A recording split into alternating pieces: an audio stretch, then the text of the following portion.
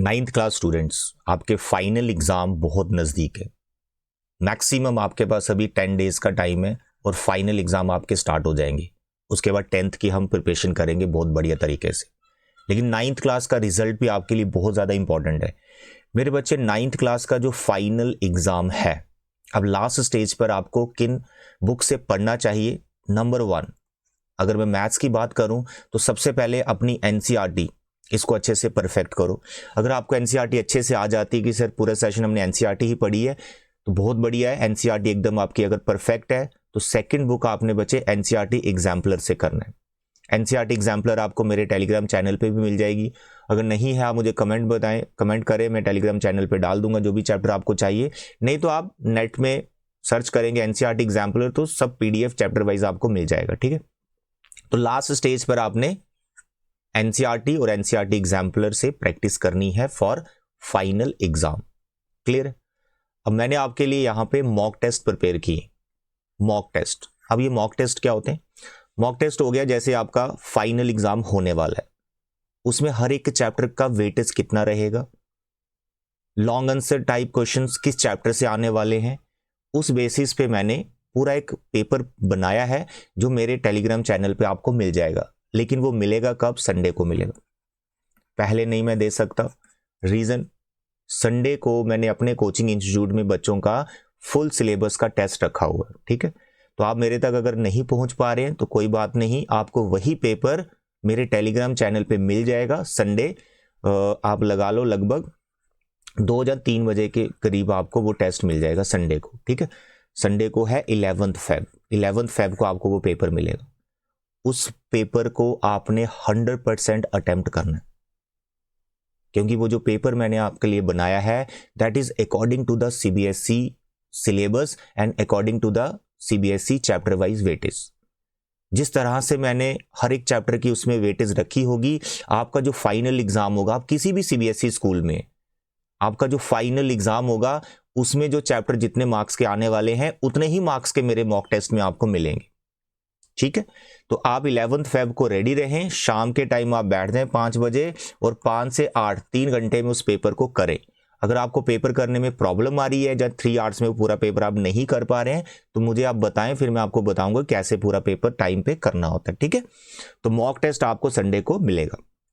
तो मैं आपका सिलेबस करा रहा था जिसमें सर्कल चैप्टर हमारा चल रहा था, तो सर्कल ऑलमोस्ट कंप्लीट है, सिर्फ इसके 6 क्वेश्चंस पेंडिंग थे लास्ट एक्सरसाइज के।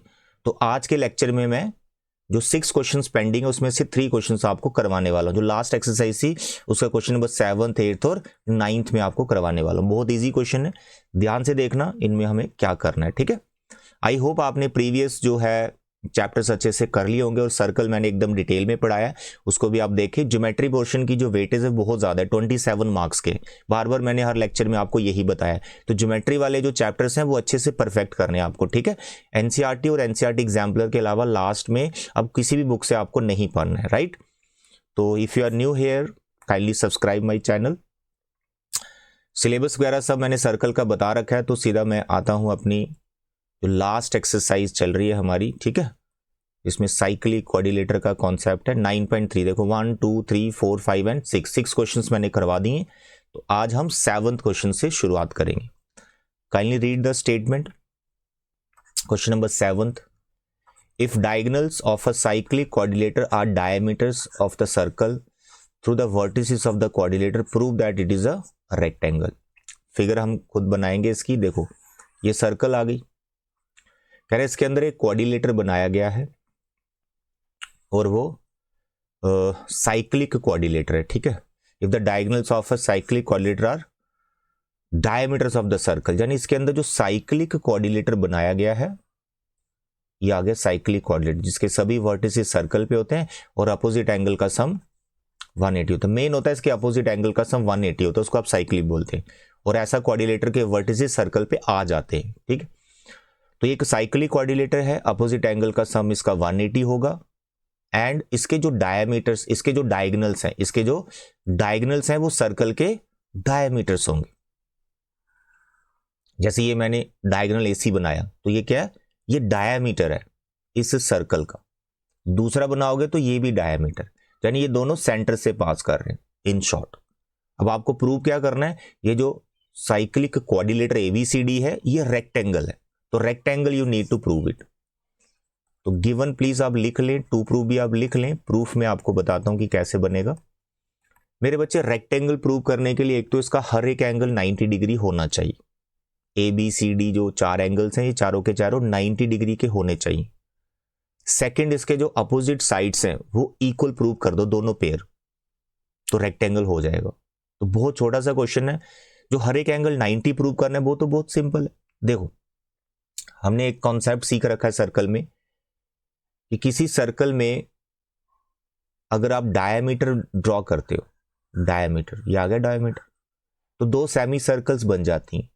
तो जब ये डायमीटर किसी भी एक पार्ट में एंगल बनाता है तो वो राइट एंगल होता है, यानी अगर डायमीटर ने ये एंगल बनाया तो ये एंगल 90 डिग्री का होगा, तो इसे बोलते हैं angle in the semi circle. तो यहां पर जो 4 एंगल्स हैं इस क्वाड्रिलेटर के वो सारे के सारे सेमी सर्कल में ही आएंगे, क्योंकि अगर मैं AC डायमीटर की बात करूं, AC डायमीटर की बात करूं तो AC डायमीटर है, तो फिर ये एंगल B जिसको मैंने अभी मार्क कर रहा हूं, ये एंगल B ABC, तो ये हो गया ना angle in the semi circle, तो एंगल B 90 डिग्री का हो गया। तो इसी तरह से जो AC है ये इस तरफ भी तो एंगल बना रहा है एंगल D, ये भी 90 डिग्री हो गया। और अगर मैं BD डायगोनल की बात करूं, BD डायमीटर की बात करूं, तो ये एंगल A आ गया और ये एंगल C आ गया, तो ये भी angle in the semi circle. तो आपको यहां पे डायरेक्ट लिखना है, here in quadrilateral ABCD angle A is equal to angle B is equal to angle C is equal to angle D and all are equal to 90 degree. Reason आप simple डाल देंगे, angles in the semi circle, angles in the semi circle. कोई ज्यादा explain करने की जरूरत नहीं है कि वो सेमी सर्कल क्यों बन रही है, वो ऑलरेडी आप गिवन में लिख देते हो कि AC और BD जो डायमीटर्स हैं, जो डायगोनल्स हैं वो डायमीटर्स हैं, वो सब गिवन में होता है, उसके भी मार्क्स होते हैं। तो angles in the semi circle, तो एक इक्वेशन तो आपने ये बना ली कि हर एक एंगल हमने 90 प्रूव कर दिया। अब आपको देखना अपोजिट साइड्स जो हैं वो इक्वल कर दो किसी तरह से, ठीक है। तो ऐसा करें, मानो ये AD है और ये BC है, मैं इसको इक्वल करने की कोशिश करता हूँ कि AD और BC को मैं कैसे इक्वल करूं, या फिर आप AB और DC भी ले सकते हैं। तो मैं AD और BC की बात करूं तो 2 ट्राइंगल्स मैं यहां पे कंसीडर करता हूं और उनको कॉन्ग्रुएंट बनाता हूं। देखो यार, एक ट्राइंगल ये और इसके अपोजिट वाला ट्राइंगल, अगर मैं इन दोनों ट्राइंगल्स को कॉन्ग्रुएंट कर दूं तो भाई CPCD से AD और BC हमारी इक्वल हो जाएगी। सिमिलरली अपोजिट ट्राइंगल्स कॉन्ग्रुएंट कर दूंगा तो DC और AB भी इक्वल हो जाएगा। तो देखते हैं कॉन्ग्रुएंट कैसे करेंगे। Let us consider these 2 triangles AOD, ठीक। अब इसमें हम रख लेते हैं BOC रख लो या COB रख लो, कोई प्रॉब्लम नहीं है, COB रख लेते हैं, दोनों से बात बन जाएगी। तो जब आपने ये 2 ट्राइंगल्स ली तो मैं इसमें लिखने वाला हूं AO is equal to OC, यानी ये वाला जो पार्ट AO है ये OC के इक्वल है। सर वो कैसे इक्वल है? मेरे बच्चे, हमें बताया गया है कि AC डायमीटर है, डायमीटर तो सेंटर से पास करेगा, तो O इसका सेंटर है, तो ये AO और OC क्या हो गए, radius of the same circle, radius of the same circle.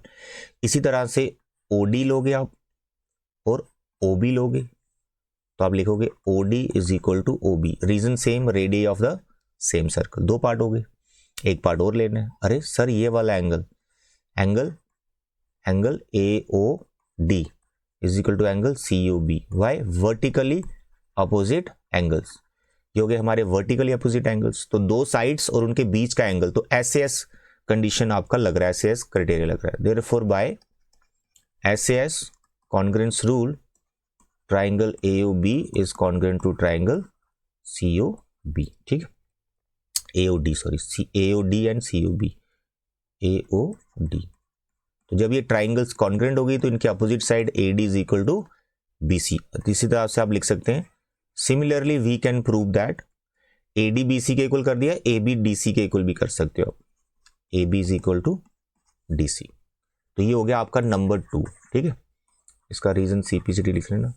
तो फ्रॉम 1 and 2, 1 क्या था, जिसमें हर एक एंगल आपने 90 बता रखा है, और 2 क्या है, अपोजिट साइड से इक्वल बता रखी है। तो from 1 and 2 you can say ABCD is a rectangle, that's all. बहुत सिंपल क्वेश्चन है, ठीक है। इसमें ट्राइंगल का भी रिवीजन हो रहा है, कॉन्ग्रुएंसी कैसे करते हैं।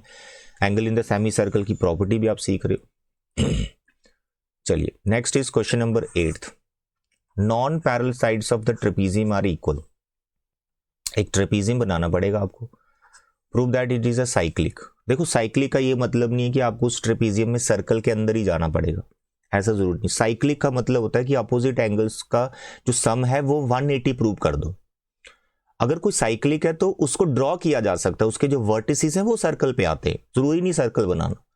तो आप सिंपली यहां पे ट्रेपीजियम बना लीजिए, या आपका ट्रेपीजियम आ गया। ठीक है, थोड़ा सा गंदा सा लग रहा है, मैं फिर से बना देता हूं। मेरे बच्चे, दिस इज योर ट्रेपीजियम। इसकी जो नॉन पैरेलल साइड्स हैं वो इक्वल है, यानी ये वाली साइड्स इक्वल। तो इसकी नेमिंग कर लेता हूँ ट्रेपीजियम की ABCD। तो गिवन में आप लिखेंगे ABCD is a trapezium with AD is equal to BC। ये गिवन में हो गया। कह रहे prove that it is a cyclic. Cyclic का मतलब हो गया यार ये वाला जो A एंगल है ना, वो ये जो एंगल C है, ये अपोजिट एंगल का सम आपको 180 बताना है। किसी एक पेयर का बता दो तो दूसरा ऑटोमेटिकली उसका सम 180 ही होगा, क्योंकि टोटल 360 होता है चारों का एंगल का सम। तो अब इसमें थोड़ी सी आपको कंस्ट्रक्शन करनी पड़ेगी। टू प्रूव आप लिख लेंगे। कंस्ट्रक्शन बच्चे क्या करनी है, इस D से आप परपेंडिकुलर आने दो AB के ऊपर। ठीक है, इसका नाम M रख लेते हैं, और यहां से परपेंडिकुलर आने दो फिर AB के ऊपर, इसका नाम N रख लेते हैं। तो कंस्ट्रक्शन क्या है, draw DM perpendicular AB and CN perpendicular AB। Sufficient है इतना लिखना। प्रूफ में क्या करें, ये दोनों ट्राइंगल्स जो अभी न्यू ट्राइंगल्स बनी है, राइट ट्राइंगल्स, इनको कॉन्ग्रेंट कर दीजिए। तो ये RHS से कॉन्ग्रेंट हो रही है बड़े मजे से। तो लिखें in triangle DMA and triangle CNB। You can write angle DMA is equal to angle CNB each 90 degree. फिर आप लिख सकते हैं DM is equal to CN। Reason, distance between parallel sides are always equal, क्योंकि आपने जो perpendicular बनाए हैं दो पैरेलल साइड्स के बीच में, तो इनका डिस्टेंस हमेशा इक्वल होगा। That you can write distance between two parallel sides. ठीक है, and the last is AD is equal to BC। It is given, और ये हाइपोटेन्यूज है इस राइट ट्राइंगल के। ठीक है, तो आप बोल सकते हैं therefore by RHS congruence rule these two triangles are congruent। DMA congruent to triangle CNB।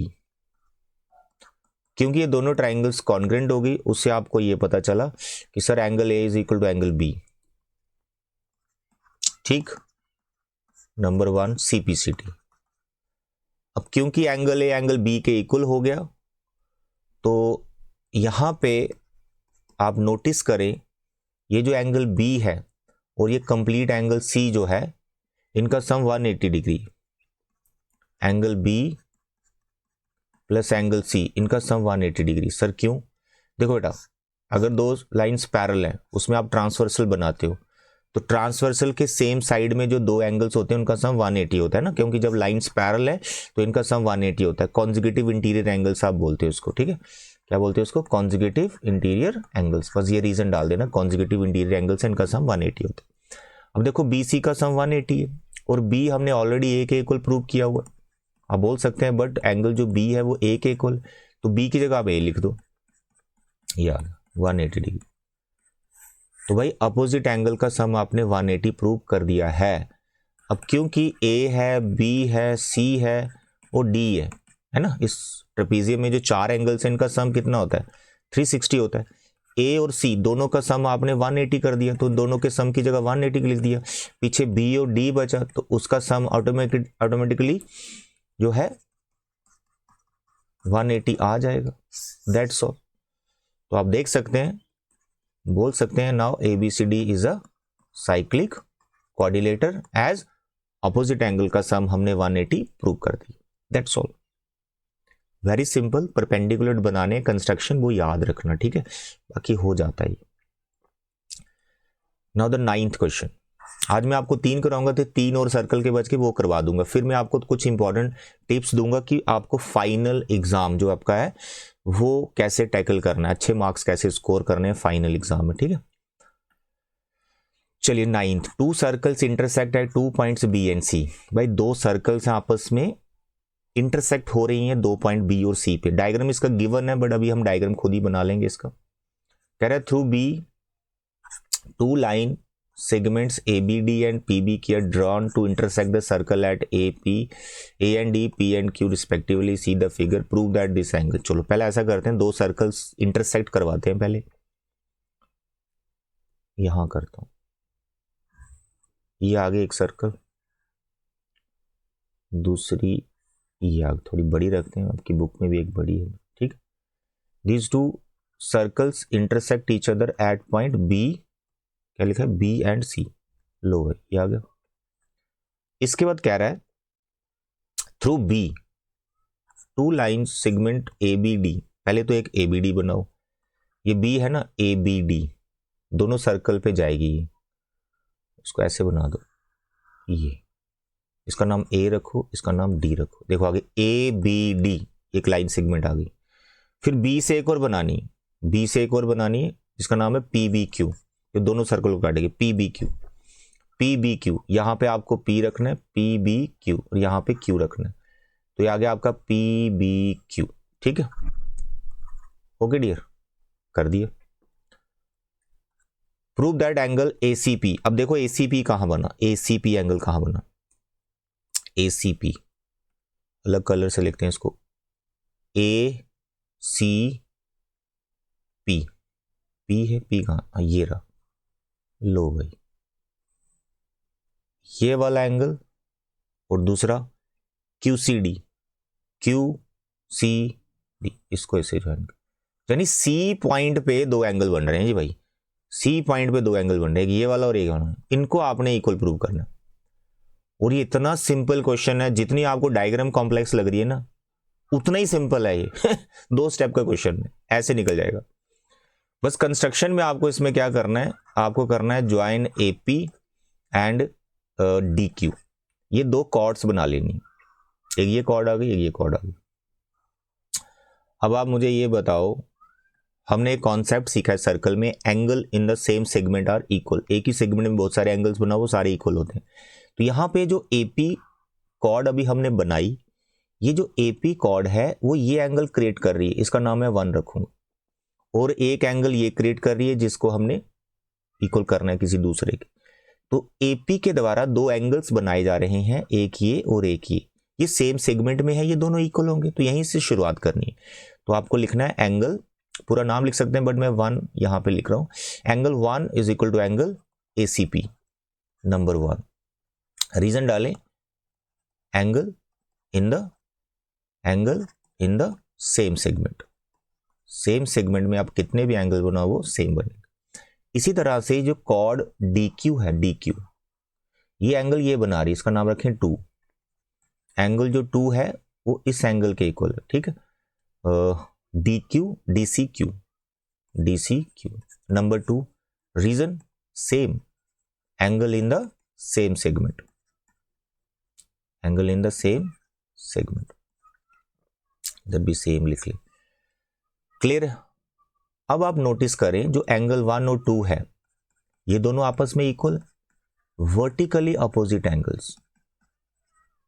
तो भाई साहब अगर 1 2 इक्वल है, यानी लेफ्ट साइड की इक्वल है ये फर्स्ट और 2 की सॉरी, तो राइट भी इक्वल होगी। तो क्योंकि 1 2 इक्वल है तो therefore angle ACP is equal to angle DCQ, hence proved. इतना इजी क्वेश्चन है, जो आपको देखने में डिफिकल्ट लग रहा था, बड़ी कॉम्प्लेक्स डायग्राम है, इतना इजी है। Angle in the same segment का कॉन्सेप्ट यहाँ पे यूज हो रहा है, और वर्टिकली अपोजिट एंगल जो हम लाइंस एंड एंगल्स में सीखते हैं, ठीक है। तो मेरे बच्चे आज के लेक्चर में इतना ही। नेक्स्ट लेक्चर में इसके नेक्स्ट 3 क्वेश्चंस मैं कंप्लीट करवा दूंगा, फिर कुछ इंपॉर्टेंट क्वेश्चंस या इंपॉर्टेंट चैप्टर्स जो है वो आपसे साथ डिस्कस करूंगा मैं।